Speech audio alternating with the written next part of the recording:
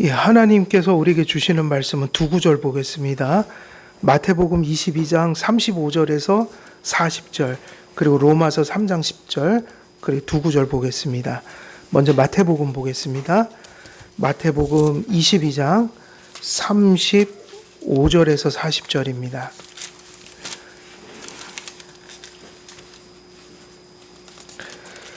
(35절에서) (40절까지) 우리 같이 읽도록 하겠습니다.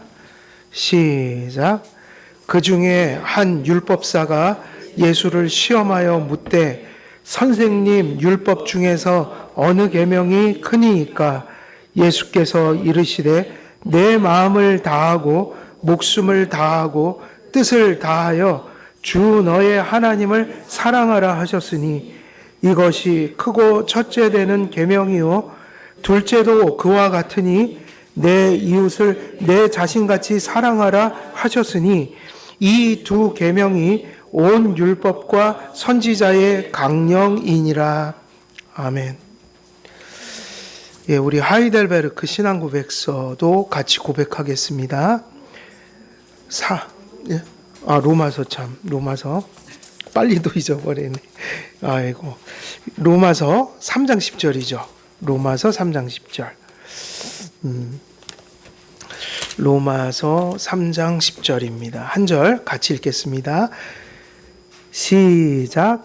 기록된 바 의인은 없나니 하나도 없으며. 아멘. 예, 이제 하이델베르크 신앙고백서 고백합니다. 제4문. 하나님의 율법이 우리에게 요구하는 것은 무엇입니까? 답.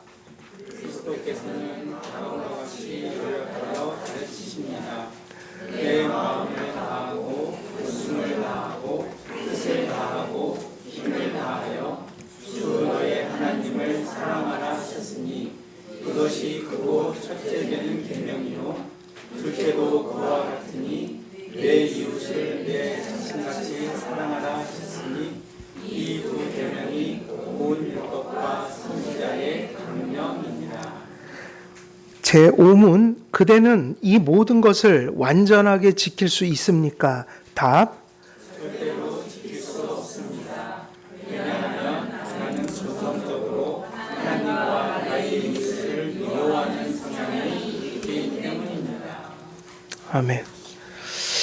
예, 오늘 또 계속해서 또 이 말씀 이어가는데, 오늘은 지난번에 저희까지 했죠. 마음을 다하고 했고, 이번 할 차례예요.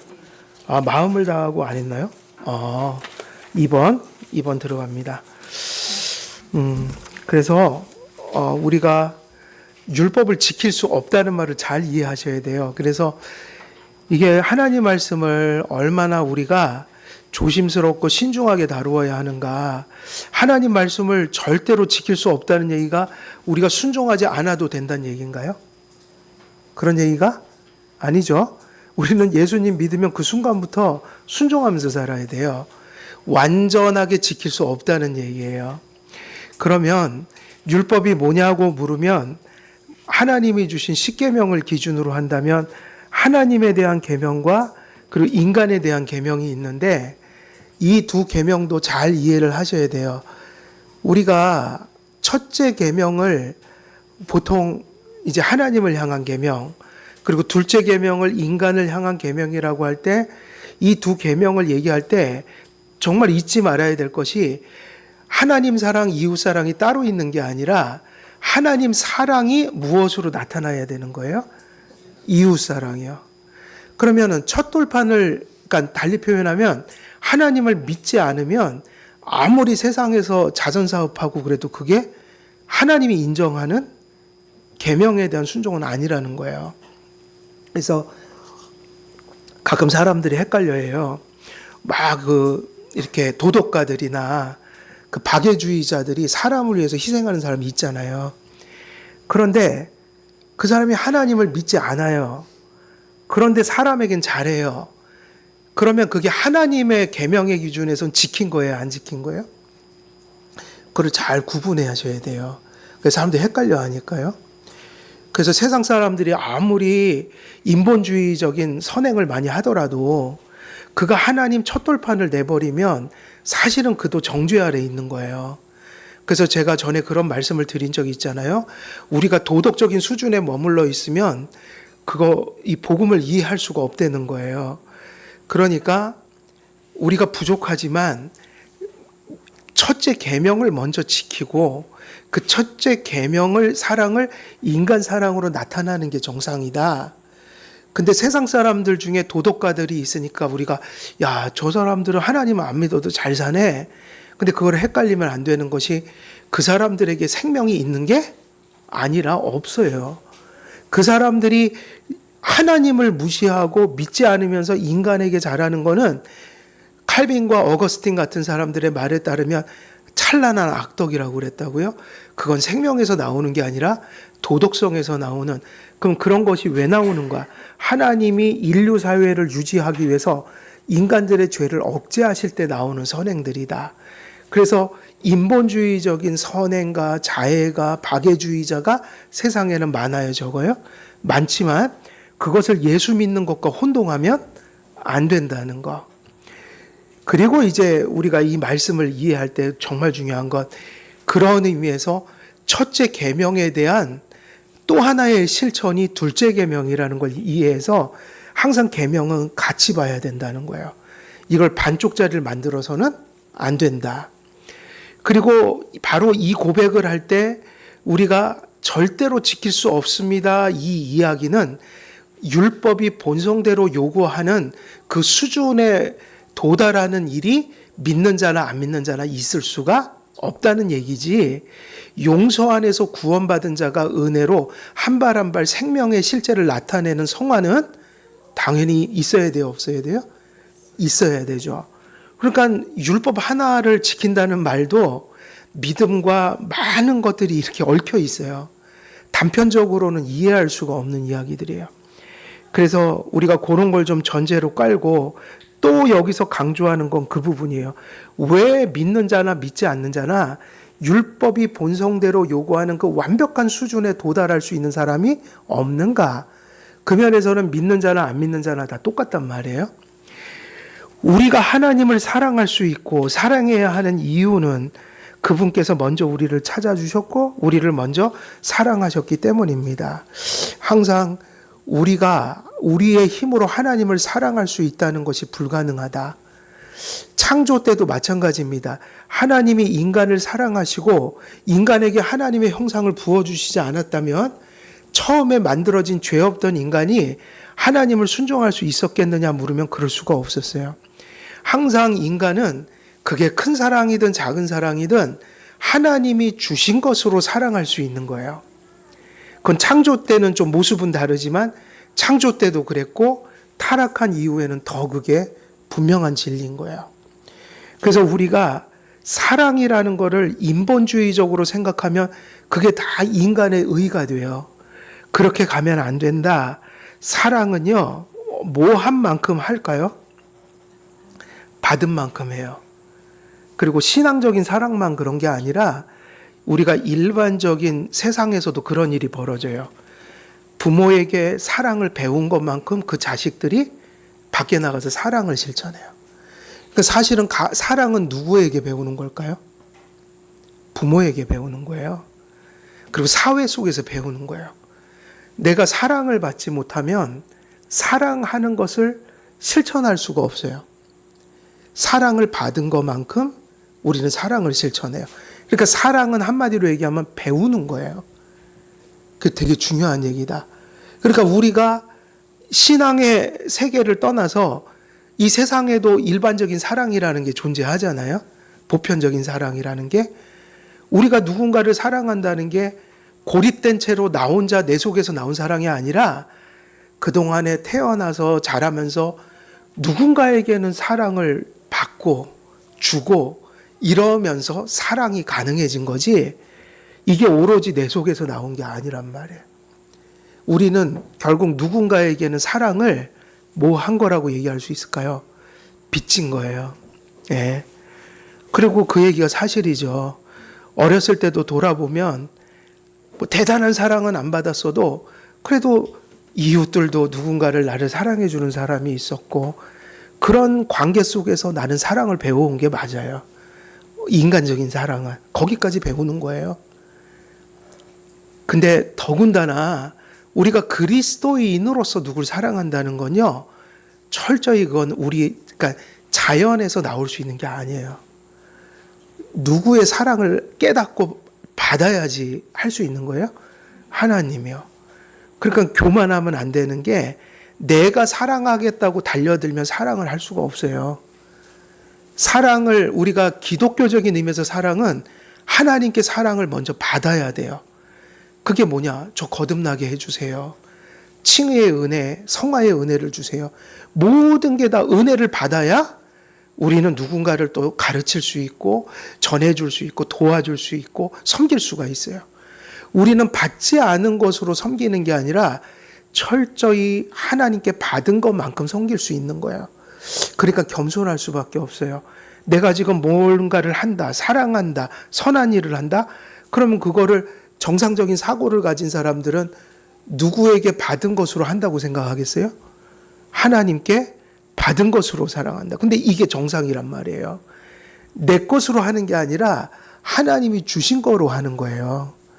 그러니까 우리에게 사랑이라는 것이 하나님을 떠나서 얘기할 수 있는 것이 아니다. 하나님께 사랑으로 응답하며 살아야 하는 이유는 그분께서 우리의 하나님이 되어주셨기 때문입니다. 그래서 제일 중요한 게 우리 신앙에서 은혜 언약에서 뭐인 거죠? 그러면 언약이라는 거의 뜻 자체가 뭐예요? 언약이라는 말 자체가. 너희는 내 백성이 되겠고 나는 너희들의 뭐가 되리라? 이게 언약의 공식이에요. 그러니까 언약이라는 말이 결국 본질이 뭐라는 거예요? 우리는 누구의 백성이 되는 거예요? 하나님. 하나님은 우리의 뭐가 되시죠? 하나님. 나의 하나님. 우리의 하나님. 그럼 이게 언약이다 이거예요. 그러니까 우리가 사랑을 논하기 전에 우리가 누구의 백성이 돼야지 되는 거예요? 하나님의. 그리고 우리가 사랑을 할 수 있는 존재가 되기 위해선 누가 우리의 하나님이 되셔야 돼요? 하나님이 우리의 하나님이 되죠. 달리 표현하면 언약이 없이는, 언약을 맺지 않으면, 그 언약이 우리에게 실현되지 않으면 우리는 그리스도의 사랑이 뭔지를 알 수가 없어요. 그래서 여러분, 무엇을 하기 전에 그걸 먼저 물어야 돼요. 하나님께서 하나님의 아들을 십자가에 달아 죽이심으로 나를 사랑하신 것을 십자가에서 확증하는 거 있죠. 확증하는 거. 십자가를 바라볼 때마다 저게 나를 향한 사랑이라는 거 깨닫는 거. 거기서부터 뭐가 시작된다고요? 우리가 누군가를 사랑하는 출발점이 되는 거예요. 적어도 기독교적인 사랑이요. 하나님을 사랑해서 누굴 사랑하는 사랑. 세상처럼 그냥 그 하나님 없는 사랑 말고요. 하나님 때문에 사랑하는 사랑이 있죠. 그 구원의 사랑. 그거는 하나님 사랑이 뭔지를 깨달아야지 가능한 거예요. 그러니까 이게 무슨 얘기가 되냐면 내가 하나님 사랑을 모르면, 하나님 사랑이 무엇인지를 깨닫지 못하면, 하나님이 나를 사랑하심을 내가 확신하지 못하면 누군가를 그리스도적인 사랑으로 사랑하는 것 자체가 가능하다, 불가능하다? 불가능한 거예요. 그게 없는데 왜 막 자선하고 이런 거는 외식이다 이거예요. 그게 바리새인들이 했던 사랑 아니에요? 그래서 그들의 사랑은 이런 거 아니에요? 구제 많이 했다. 근데 구제할 때 어떻게 했다고 그래요? 하나님이 없으니까? 어떻게 했어요? 나발을 불었다. 나팔을 불었다 그러죠? 자랑했다 이거예요. 사랑이 아닌 거예요.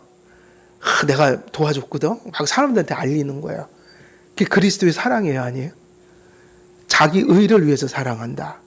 내 만족을 위해서 사랑한다. 그게 아니라 내가 예수님께 구원을 받았으니 하나님이 당신의 아들을 저렇게 피 흘려 죽여서 나를 살려주셨으니 내가 그 사랑을 받았으니까 나도 불완전하지만 조금 더 사랑하고 살아야지. 이 하나님 때문에 사랑하는 사랑이 무슨 사랑이에요? 그리스도인의 사랑이다. 그건 구원에서 오는 사랑이다. 억제하시는 손길에서 오는 게 아니라 예수를 모시고 생명에서 나타나는 사랑이다. 대단한 게 하는 게 중요하지 않다. 물 한 그릇이라도 누구의 이름으로 도우라.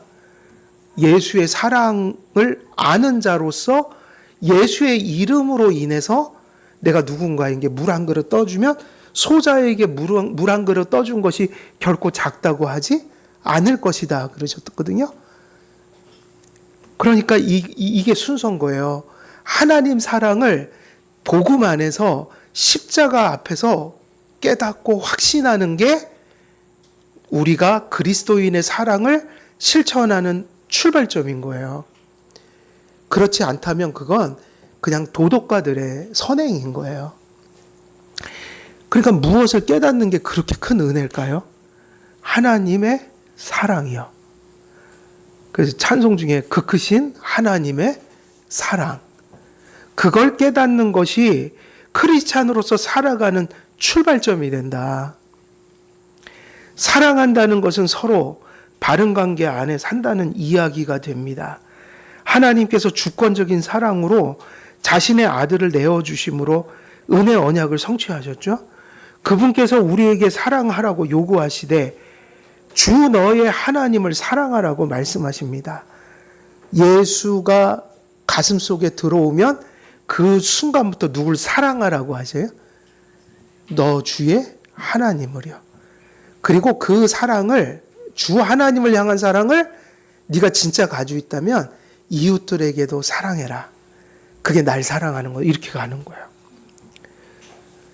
그래서 가끔 교회 안에서 그런 분들을 봐요. 하나님께는 엄청 예의 바르고 열심히 있는데 사람을 함부로 다루는 사람들이 있어요.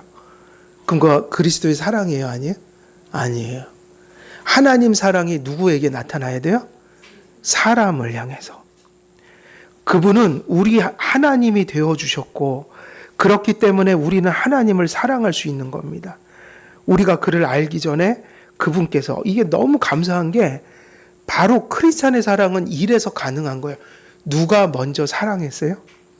우리가 먼저 사랑한 게 아니라 항상 하나님 사랑은 짝사랑이에요. 우리가 막 대들고 반항하고 안 믿는다고 그러고 이랬던 적이 있거든요. 근데 그런 존재들을 구원해 주셔요. 그러니까 항상 어느 누구도요, 먼저 하나님 사랑한 사람은 없어요. 우리 교회에서 혹시 먼저 하나님 사랑하신 분 계셔요? 손 한번 들으면 제가 참 특별한 분이시니까. 근데 그런 분이 없고요. 누가 먼저 찾아와서 먼저 사랑하셨어요? 야, 그게 너무 중요한 사실이에요. 그 감사하죠. 우리가 그를 사랑하기 전에 언제나 그분께서 먼저 우리를 사랑하셔서 우리도 그 사랑 속에 들어와 버린 거예요.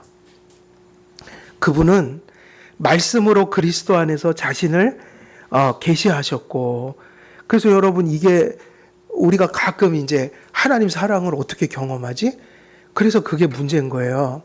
아까 왜 우리가 교리문답 시간에 우리가 가끔 이렇게 신앙을 잘못 정립하면 확 하나님을 떠나가게 된다고 그러잖아요. 물론 잠시 떠나갈 수도 있어요. 근데 영원히 떠나갈 수도 있어요. 근데 그런 분들의 특징이 뭔지 아세요?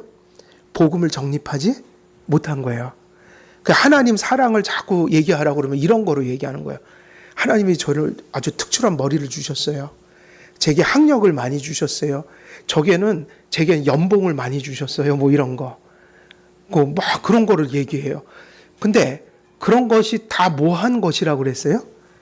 일시적인 것이어서 영원한 것의 받침대가 될 수가 없어요. 그리고 더군다나 그런 사랑은 누구도 엄청나게 많이 받는다고요? 세상 사람들. 일반은 총적인 세상에서 출세하고 돈 많이 벌고 또 기가 막힌 머리를 가지고 또 명예를 얻고 이런 것들은 안 믿는 사람들 중에도 무수기로 받는 은혜예요.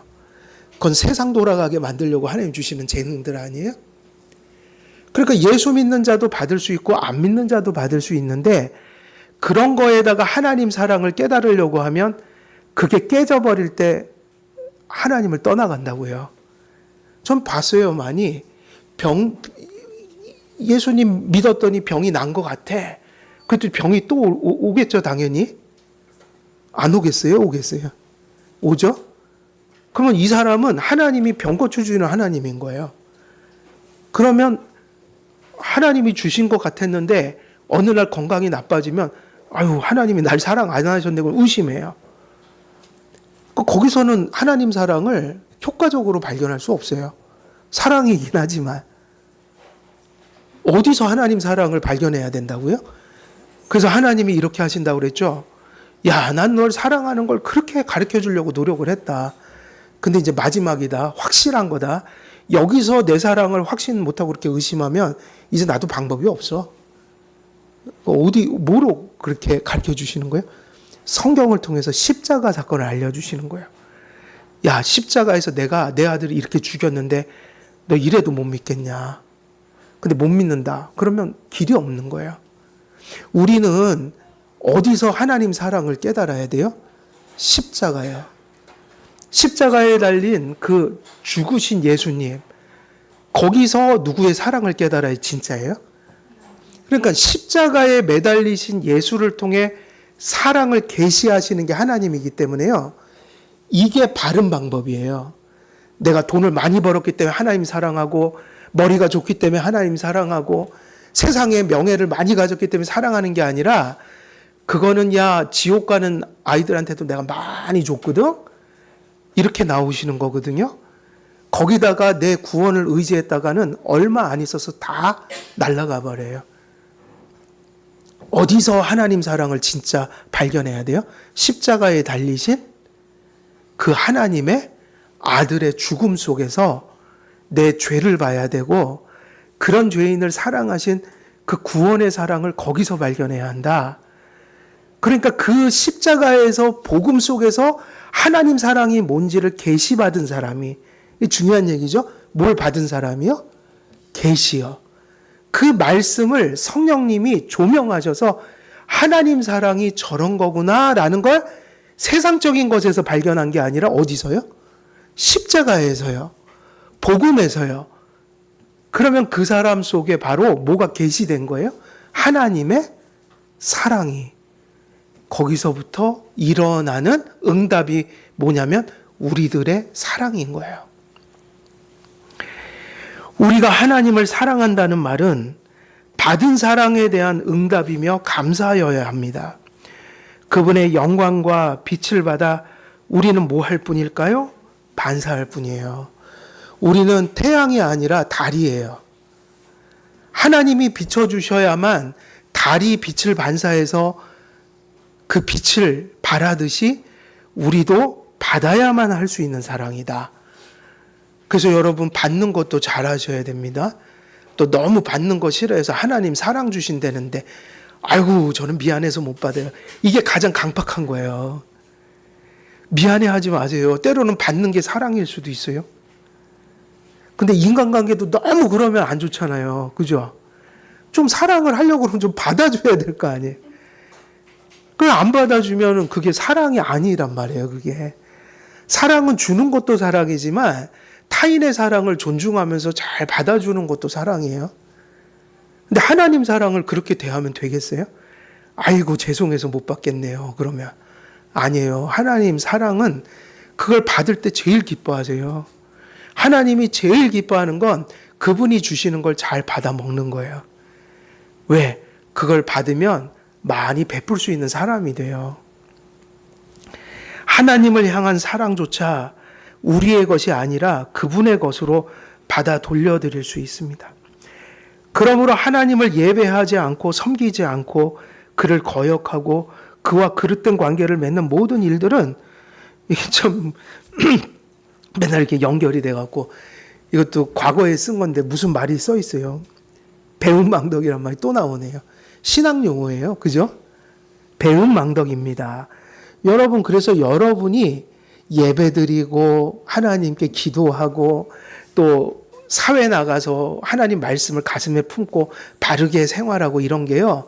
다 누구에 대한 사랑에 대한 응답이에요? 하나님이요. 그러니까 억울하게 생각하지 마세요. 왜 나는 이렇게 맨날 이렇게 열심히 살아야 될까? 뭐 순종하면 이게 아니라 받은 사랑에 대한 뭐가 우리의 노력이라고요? 응답.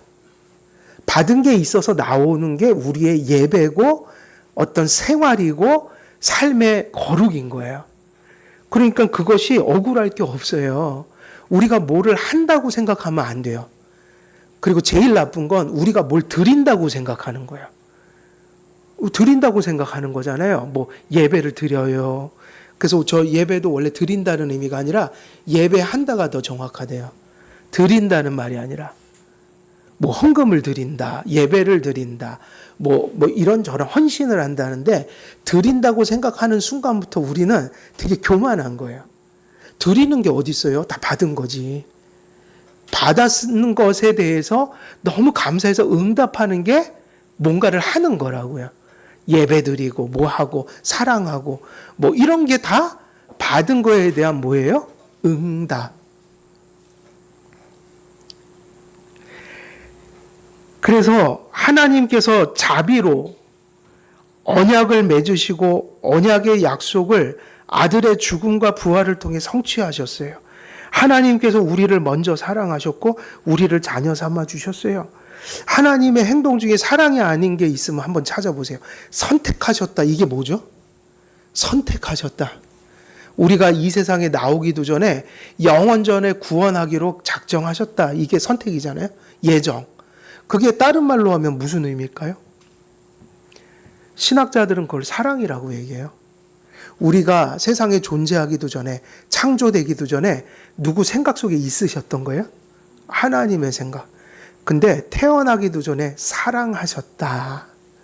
그래서 정하셨다. 은혜 언약의 요약은 하나님과 그의 백성의 사랑의 관계로 요약된다. 선택만 하셨나요? 말씀을 찾아와 들려주시고 성령님이 들을 때 믿음 주시고 또 믿고 이렇게 부족한데 아까 이스라엘 백성들 같지만 그렇게 배은망덕하지만 버리지 아니하시고 끊임없이 훈련하여 천국으로 인도해 가신다. 그 인내, 그 견인, 그게 뭐죠? 사랑이에요. 하나님이 이 모든 일을 해 가실 때 말씀으로 계속해서 우리를 부르시죠? 그 말씀을 들려주시는 계시 행위, 그거 자체가 뭐에 가까워요? 사랑에 가깝다. 그래서 성경 예레미야서 31장 33절에 나는 그들의 하나님이 되고 그들은 내 백성이 될 것이라. 그러나 허물과 죄로 죽어 죄의 지배력 안에 있는 불신자들은 당연하고 거듭나 죄의 지배력에서 해방되었지만 지상생애에 여죄가 존재하는 성도들조차 율법의 엄중한 요구에 완전한 순종을 드리지 못하는 것이 진실입니다. 그래서 우리 믿음이 얼마나 중요하냐면요. 율법에 순종한다고 할 때 우리가 율법을 절대로 그 의의 요구만큼 지킬 수 없다고 했잖아요. 근데 율법이 만일 그 본성대로 막 그 수준에서 막 요구하고 몰아치면 우리가 어떻게 되겠어요? 다 정죄 아래 놓이게 되는 거예요. 그러니까 믿는다는 게 얼마나 감사한 거냐면 다 지키지 못하는데 그 율법의 요구 속에 뭐가 더해지는 거예요? 그리스도의 용서가. 그래서 그거를 관용하시면서 부족한 거를 받아주시는 은혜. 이게 있다. 그래서 우리는 두 가지를 성도들의 입장에선 두 가지를 다 기억하셔야 되죠. 절대로 지킬 수 있다 없다? 없다. 그건 맞다. 그러니까 우리는 순종하되 어떻게 순종하면 겸손하게 순종하죠. 주님의 용서가 함께해서 완벽하게 못 지키지만 우리는 표대를 향해서 나아가고 있습니다. 이 얘기가요. 지금 한국 교회는 얼마나 이것을 알아듣는 일이 힘든지 몰라요. 우리 교회는 맨날 반복하고 매일매일 전하거든요. 거의. 이해를 하시잖아요. 근데 사실은 이 말이 무슨 말인지 이해 못하는 교회들이 무진장 많아요. 왜 그럴까요? 왜 그럴 것 같아요? 교리를 안 가르치니까요. 교회에서. 그래서 물론 이와 같은 불완전함을 인해 성도는 지상에서 하나님의 용서를 의지하고 율법의 표대를 향해 나아갈 수 있게 하는 성화의 은총에 목말라야 합니다.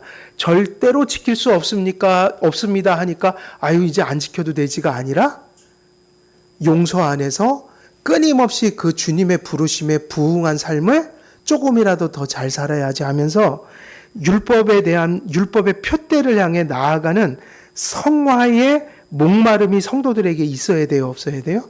있어야 돼요. 그래서 그저 하루하루 세상적인 것만 추구하고 가는 거는 거듭난 자가 하나님 사랑을 깨달은 자가 보일 모습은 아닌 거예요. 그러니까 그거 자체가 비정상적인 모습인 거죠. 그게 목마르지 않다면 그거는 비정상적인 모습인 거예요. 불완전함을 빌미로 불순종을 합리화하는 것은 지금 이 하이델베르그 사문답의 의도가 아닌 거예요. 그러나 우리 한길교회는 이제 이거를 어느 정도 상식적으로도 이해하시죠? 그죠? 그게 얼마나 감사한지 몰라요. 이건 상식이에요. 이건 상식이에요. 3번, 하나님을 향한 인간의 사랑은 어떠해야 할까요? 그러면 이제 하나님께서 요구하시는 게 율법에 대한 순종이라고 그랬잖아요. 하나님과 이웃에 대한 사랑이라고 그랬잖아요. 근데 이 사랑이 왜 그렇게 어려운 것일까? 왜 성도들도 이거를 절대로 완벽하게 다 지킬 수는 없을까? 그럼 이제 이 얘기가 나오죠. 이 사랑은 이게 두 가지를 다 층을 놨어요. 첫째는 하나님 사랑하고 인간 사랑이 달라요. 하나님 사랑은 진짜 진을 빼서 모든 걸 다해서 사랑하는 거고요. 이웃 사랑은 딱 선을 그어놨죠. 이웃은 그렇다고 하나님처럼 사랑하면 안 돼. 어디까지 사랑하는 거예요? 내 몸같이만. 이게 되게 다른 얘기예요. 하나님 사랑은 진짜 되게 엄청난 걸 이렇게 다 쏟아붓는 거고요. 인간 사랑은 그거보다는 좀 덜한 거예요. 네 몸만큼만 사랑해라. 이게 이제 황금률이라고 하죠. 대접을 받고자 하는 대로 남에게도 네가 원하는 걸 해줘라. 그러니까 이 하나님 사랑과 이웃 사랑 사이에 뭐가 존재하는 거예요? 우선순위가 다른 거예요. 하나님 사랑이 더 우선순위에 가 있고, 그래서 여러분 우리가 이런 거 잘못하면 안 돼요. 하나님 사랑하고 이웃 사랑하라고 했다고 해서 하나님과 이웃 사랑이 우선순위도 없는 게 아니다. 그래서 사람 사랑한다고 하다가 예배 빼먹고 이러면 되겠어요? 안 되겠어요? 그건 아니라고요. 그리고 심지어 하나님 뜻에 어긋났는데도 아유 우리 사랑하면서 살아야지 그러면서 관용하는 게 맞아요? 그건 아니잖아요. 항상 하나님의 뜻을 벗어나서까지 인간을 사랑하는 건 타협이에요. 그건 하나님이 우리에게 요구하시지 않은 거라고요. 언제나 누구 안에서 사랑하는 거예요? 주 안에서. 근데 가끔 그걸 혼동하는 분들이 계셔요. 하나님 사랑하라고 그랬으니까 하나님의 첫 계명을 어기면서까지 인간 사랑하는 거. 그건 배도거든요. 그건 배도예요. 첫 계명을 내던지고 사람 사랑에 뛰어드는 건 배도라고요. 그래서 지금 현대에는 계몽주의 사상이 상당히 그렇게 많은 사람들을 만들어 놨어요. 하나님 계명을 어김으로 깨므로 인간 사랑을 강조한다. 요즘에 인권이 그런 식으로 많이 가요. 자녀들을 우리가 요즘에 뭐 학폭 같은 거 많이 나오지만 선이 있는 거 아니에요. 도덕이라는 게 있는 거고 위아래가 있는 거고 스승이 있고 또 학생이 있는 건데 그 질서라는 것 자체가 다 허물어지는 인권을 얘기하면 안 된다. 참 어려운 일이에요. 그래서 하나님 사랑과 인간 사랑은 무엇이 존재하는 거예요? 우선 순위가 존재한다. 그래서 제가 이 전에 보면 선행하고 봉사하느냐고 예배 빠지는 분들이 꽤 있어요. 큰 교회는. 그날 주일날 봉사하러 간대요. 어려운 분들 도와드린대요. 근데 그럼 돼요? 안 돼요? 예배 드리고 나서 해야죠. 그리고 다른 날 할 수도 있는 거잖아요. 예배까지 다 빼먹으면서 봉사활동 간다. 그건 누구를 위한 봉사일까? 좀 생각해 봐야 돼요. 그러니까 우선순위가 주객이 전도돼 버리는 삶이다. 내 마음을 다하고 그랬어요. 지난 시간에 이거 얘기 안 했네. 마음은 뭐라고 그랬죠? 우리의 존재의 중심이다. 그러니까 결국 마음을 다한다는 거는 우리의 중심을 드린다는 거니까 사실 우리 전부를 드린다는 얘기예요. 마음이 우리의 애착과 욕망과 성향들을 결정해요. 그게 다 마음속에서 일어나요. 세상의 것에 애착할 것인가, 주님의 것에 애착할 것인가, 그게 어디서부터 막 올라와요? 그게 마음인 거예요. 근데 마음이 그쪽에 있으면 그걸 선택하고, 마음이 이쪽에 있으면 이걸 선택해요. 그래서 마음은 뭐라는 거예요? 인간의 중심이다. 인간의 말과 생각도 행동도 다 어디서부터 시작이 돼요? 마음이요. 그래서 하나님은 무엇으로 사랑해야 되는 분일까요? 마음으로 사랑해야 돼요. 그 얘기는 뒤집으면 이 얘기죠. 너의 중심에 누구를 두었냐? 너의 중심은 누구냐? 마음의 상태가 어떠함이 그 사람의 지성과 정서와 의지를 통해 생각과 말과 행동으로 표출됩니다. 사실은 보이는 게 먼저가 아니라 마음에서 모든 게 나오죠. 우리의 정신과 감각 그리고 육체를 관할하는 육체의 기관이 뇌이지만 뇌는 보이지 않는 영혼의 작용이 반영되는 육체의 기관이에요. 그래서 여러분 뇌도 정신에 관여하잖아요. 사실은 우리 인본주의자 그리고 유물론자들은 뇌가 모든 걸 지배한다고 봐요. 뇌는 정신을 지배하는 육체적 메커니즘으로 봐야지 이 뇌가 영혼은 아니란 말이에요. 기독교에서는 뇌가 뭐와 연합돼서 그렇게 돌아간다고 보는 거예요. 영혼, 마음의 영역이 있다. 그래서 오늘 아침에도 얘기했지만 AI가 우리가 정말 헷갈릴 정도로 인간의 두뇌를 지금 모방하고 있잖아요. 근데 그거는 뇌를 모방한 거지 영혼을 모방할 수는 없는 거예요. 우리는 영혼과 뇌가 같이 있는 거지 뇌가 모든 거를, 그러니까 그게 유물론이라고요. 유물론. 영혼이 있다는 걸 잊지 마세요. 인간에게. 그러나 인간의 인격과 자아로서 영혼은 육체와 상관없이 존재합니다. 가장 귀한 분은 우리 마음 전체가 하나님을 향하기를 바라십니다. 그래서 1차적으로 하나님은 말과 행동, 생각, 모든 것들이 하나님을 향하기를 원하지만 사실은 이 모든 것들을 결정하는 게 무엇이라는 거예요? 마음이요. 그러니까 여러분은 무엇을 다 해서 하나님을 순종해야 돼요? 마음이요. 근데 그게 완전할 수가 없잖아요. 그러니까 우리도 완전할 수는 없습니다. 그러나 그 불완전함을 용서해 주신다는 거예요. 그렇지만 불신자가 갖지 못한 생명이 있어서 불완전하지만 우리에겐 순종의 실제가 있어요, 없어요? 있죠. 그러니까 여러분은 최선을 다해서 하나님을 마음으로 사랑하셔야 돼요. 우리의 중심이 마음이기에 우리 마음 전부가 하나님을 향해야 합니다. 최고선 절대자이신 하나님께서 마음의 일부에 머무르실 수 없어요. 왜 그렇게 마음을 요구할까요, 하나님이? 근데 사람도 그렇지 않아요? 여러분이 결혼할 때 여러분의 배우자들이 무엇을 주었기 때문에 결혼한 거예요? 마음이요. 근데 마음은 없는데 난 당신하고 마음은 없어. 마음 없이 살아. 이러면 와, 그거는 결혼한 게 아니에요. 뭐를 줘야 돼요? 마음이 통해야죠. 근데 하나님은 더 하셔요. 마음을 드리지 않겠다고 그러면 그건 믿음이 아닌 거잖아요. 마음의 일부가 아니라 사실은 마음의 주인은 누가 되셔야 돼요? 하나님이요.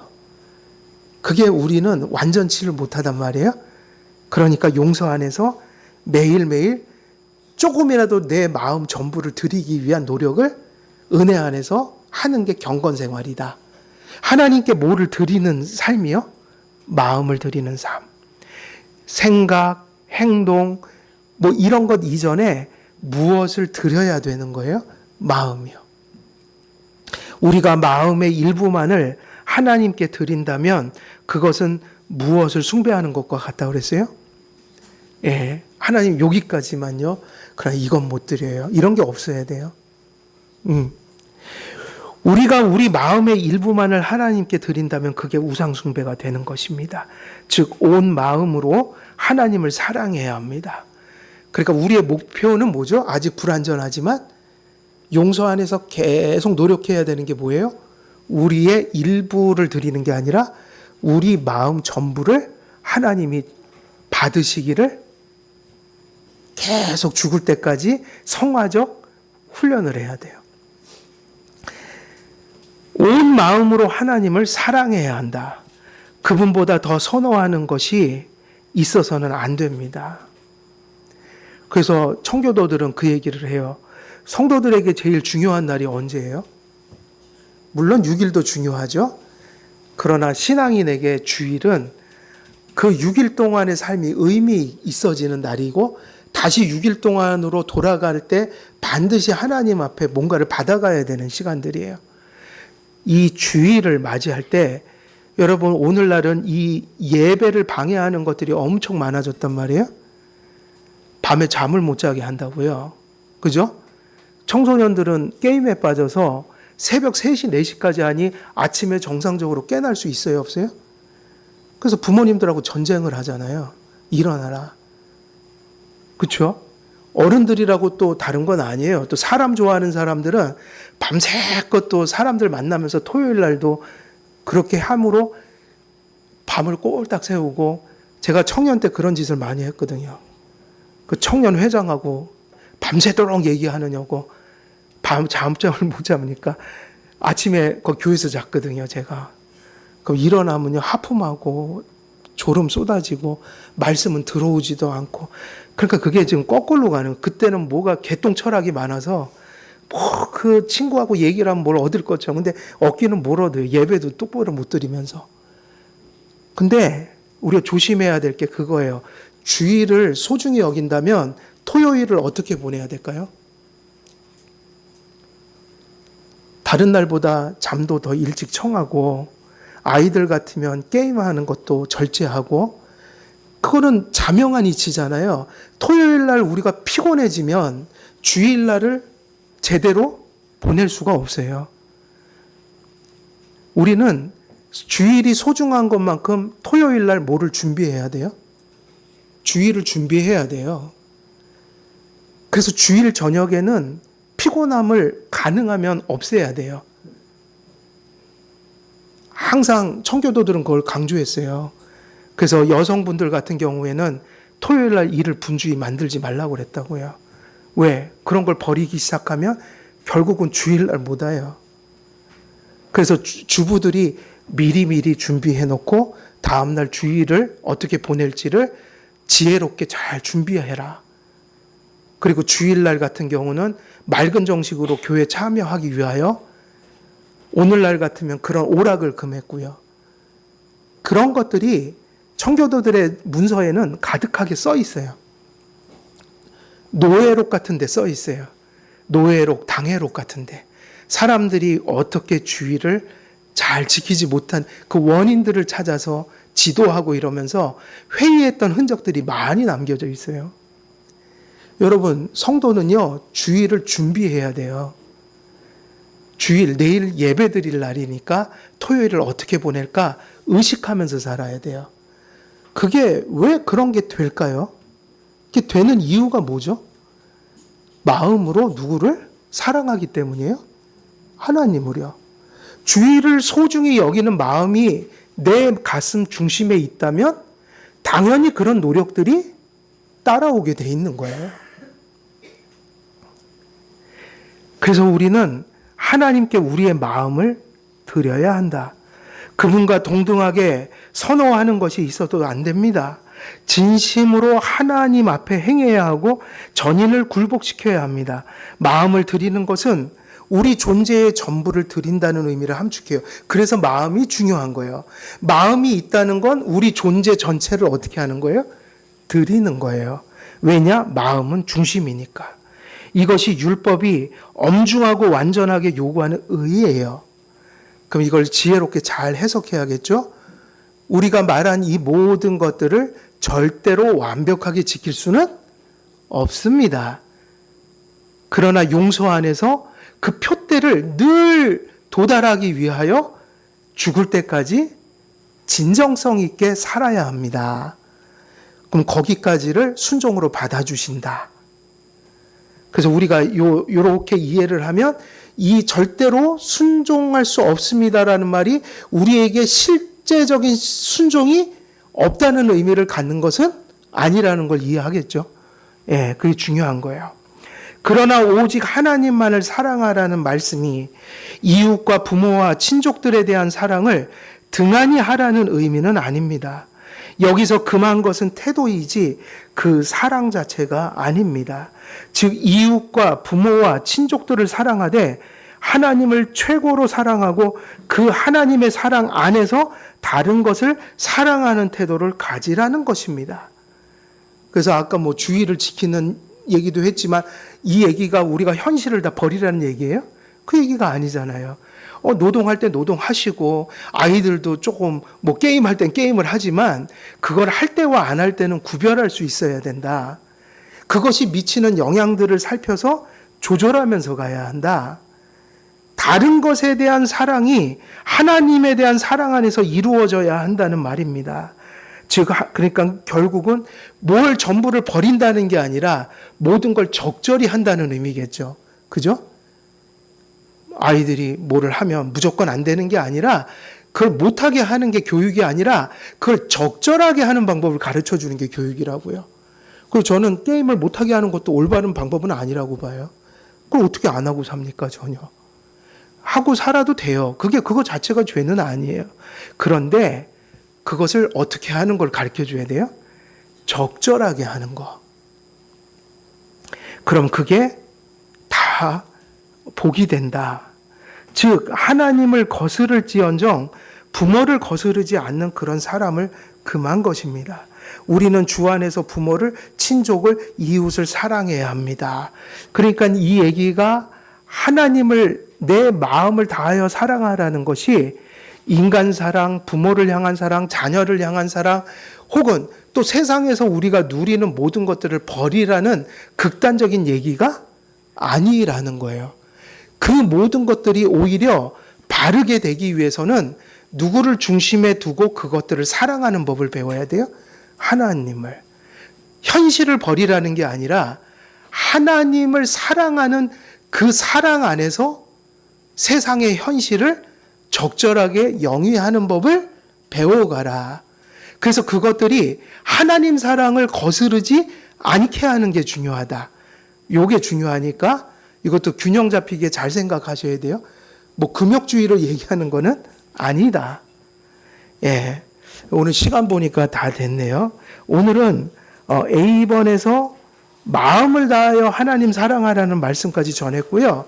이 말씀들의 계속된 맥락은 뭐냐면요. 그 두 가지를 얘기하는 거예요. 첫째로 믿는 자나 믿지 않는 자나 다 절대로 하나님이 주신 계명의 완전한 그런 수준을 다 완벽하게 지킬 수는 없다는 거. 그것이 바로 누구를 절대로 필요로 하는 의미인 거예요. 그리스도를. 그러나 이 말이 조심해야 되는 것은 그것을 완벽하게 지킬 수 없다는 것이 성도들에게 성화적인 의미에서 율법에 대한 진정성 있는 실제가 없다는 걸 의미하는 것은 아니다. 용서 안에서 우리는 최선을 다해서 순종을 추구해야 돼요. 그러나 겸손하게 추구해야 한다. 용서 안에서 가는 것이다. 그것을 잊으면 안 된다.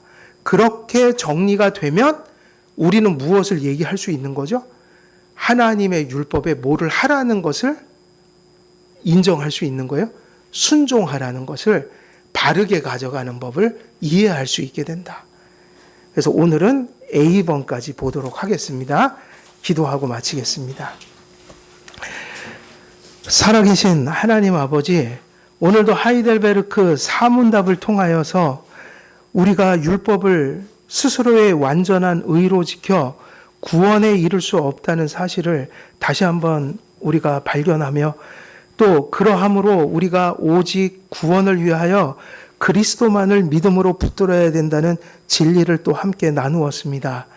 이 말씀들이 우리 안에 성령님의 은혜로 분명하게 깨달아지고 정립되어 복음 위에서 구원을 붙드는 바른 신앙을 갖게 하시고, 또 절대로 하나님의 율법에 순종할 수 없다는 말이 성도들의 용서 안에서 진정성 있게 율법을 추구하며 순종하며 가는 실제를 부인하는 그런 잘못된 해석으로 가지 않도록 붙들어 주셔서 우리 한길교회가 복음 속에서 유익을 누리고 복음 안에서 주님의 뜻을 순종하며 살아가는 그 아름다운 결실들을 모든 성도들이 누리며 갈 수 있도록 아버지 말씀으로 선히 인도하여 주옵소서. 감사드리오며 우리 주 예수 그리스도의 이름으로 기도드리옵나이다. 아멘.